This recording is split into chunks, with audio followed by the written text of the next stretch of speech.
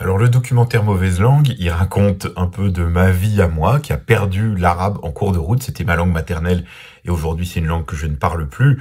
C'est d'abord un documentaire qui se veut journalistique, c'est-à-dire une enquête pour savoir est-ce que c'est possible de perdre sa langue maternelle et est-ce que la langue arabe en particulier, eh bien, il y a une spécificité qui fait qu'en France, eh bien, il y a plus de gens qui renoncent à l'apprentissage de cette langue ou à la transmission de cette langue. Et c'est ce que j'ai essayé de montrer d'abord dans le livre L'Arabe pour tous, qui est paru en 2020 aux éditions du Seuil, et puis dans le documentaire Mauvaise langue, qui est paru en 2024, qui a été diffusé sur France 2. Alors, est-ce que c'est la faute des parents si la langue n'est pas transmise? Évidemment pas.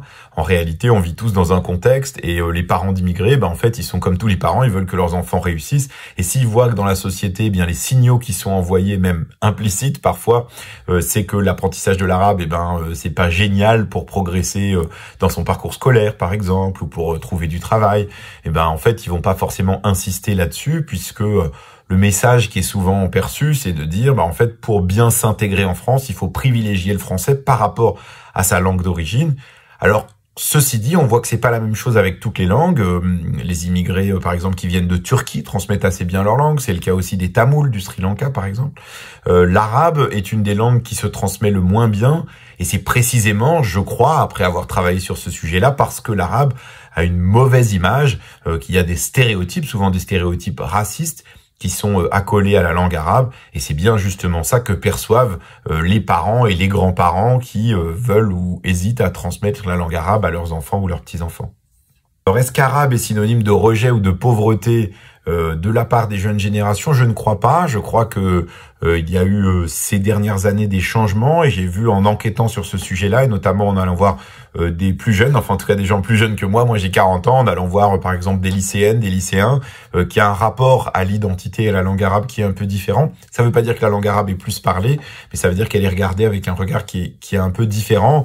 Je pense des gens qui étaient eux-mêmes directement immigrés, qui sont venus en France pour chercher du travail, sont souvent venus avec l'idée qu'en fait cette identité et cette langue étaient quelque chose de mauvais, que peut-être parfois il fallait cacher.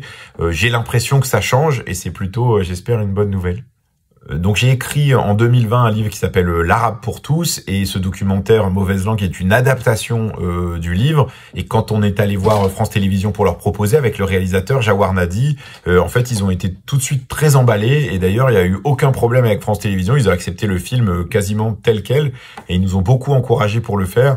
Donc non, il n'y a eu aucun problème du côté de France Télévisions pour coproduire et diffuser le film. À ce jour, il y a peu d'enseignement de l'arabe dans l'éducation nationale. On considère qu'il y a environ, dans les collèges et les lycées de France, environ 14 000 élèves qui apprennent l'arabe. C'est très très peu, c'est 0,2% des élèves.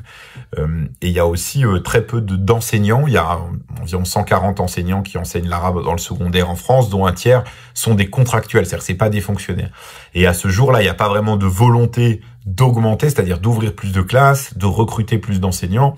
Et en fait, même pour pouvoir faire ça, il faudrait aussi encourager des étudiants à suivre ces filières-là à l'université pour devenir enseignants, en leur garantissant qu'on va ouvrir des classes, que ces classes restent ouvertes, pas seulement un an, mais pendant plusieurs années, que quand un prof est pas là, on puisse le remplacer. Il y a aujourd'hui pas de volonté politique qui est exprimée en ce sens-là, et on l'a vu avec les derniers ministres de l'Éducation, en particulier Jean-Michel Blanquer. Il y avait vraiment aucune volonté d'encourager l'enseignement de l'arabe dans l'éducation nationale. Alors, dans l'éducation nationale, l'arabe est considéré comme une langue à faible diffusion. Ça veut dire que c'est une langue qui est comme une langue rare, une langue peu enseignée. C'est le cas, par exemple, aussi du russe ou de l'hébreu dans l'éducation nationale. C'est un tout petit peu dommage parce qu'en fait, l'arabe au niveau mondial n'est pas une langue à faible diffusion. C'est une langue très parlée, une des langues les plus parlées du monde dans de très nombreux pays. Et donc, il y a une forme de paradoxe à se dire que, en fait, pour l'éducation nationale, c'est une langue rare, alors que dans le monde, c'est une langue très utilisée.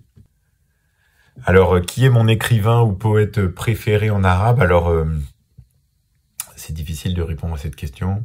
Je répondrai d'abord la chanteuse Fayrouz, la chanteuse libanaise, qui est d'abord une interprète, mais qui a aussi écrit certaines de ses chansons, qui est une chanteuse magnifique et qui m'a accompagné, moi, toute mon enfance. Et puis, dans le climat actuel qu'on connaît, c'est difficile de pas penser au poète et écrivain palestinien Mahmoud Darwish, qui a merveilleusement écrit en arabe, mais ses poèmes existent traduits dans de nombreuses langues, dont le français. qui a merveilleusement raconté tout un pan de l'histoire du Proche-Orient et en particulier de la Palestine.